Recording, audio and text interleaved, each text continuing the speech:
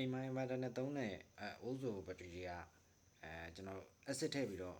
အားတိချသွင်းပြီးတော့မှပဲသုံးသင့်ပါတယ်။ဒီမှာအာမခံများသောအားဖြင့်အာမခံမပေးကြဘူးကျွန်တော်လည်းအာမခံပေးပြီးမရအောင်တို့ပြီးဒီတစ်လုံးစိုက်လဲပေးရဘူးလေ။အဲ့တော့ customer ကစိုင်ပိတ်ရကြီးလာဝယ်တာဖြစ်တဲ့အတွက်ကျွန်တော်အားသွင်းပြီးတော့တို့ဒီတိုင်းပဲပို့ပေးထားခဲ့တာပေါ့နော်။တို့ပြီးဒီအားသွင်းမှုကိစ္စကြီးလည်းမပြောလိုက်ဘူး။အဲ့တော့အိုးတစ်ကိုအားကောင်းအောင်သုံးလိုက်ပြီလို့ပဲလားမသိဘူး။2ရက်3ရက်နေတော့ customer အဆင်မပြေဘူး။အဲ့ဒါကျွန်တော်စစ်ကြည့်တော့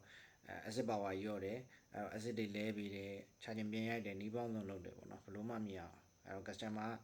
ဟိုအစ်စ်သုံးညင်လို့အစ်စ်ဝယ်တာပေါ့တကယ်တမ်းကလည်းအစ်စ်သူ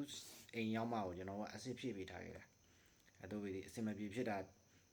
အတွက်ကျွန်တော်ကဟိုအစ်စ်တစ်လုံးချိန်ပြီးမယ်ဆိုသူတို့ကဒီတိုင်းထက်ဖြစ်ရင်ဒီတိုင်းကတော့ကျွန်တော်အာမခံမပေးနိုင်ဘူးကုမ္ပဏီကလည်းအာမခံမပါဘူးဆိုတော့ငွေပဲပြန်အမ်းပေးလိုက်တာပေါ့အာမခံမပါဘူးဆိုပြီးကျွန်တော်ကတာဝန်ယူပေးရတာမျိုးတွေရှိတယ်လဲပေးရတာကြုံဘူးတယ်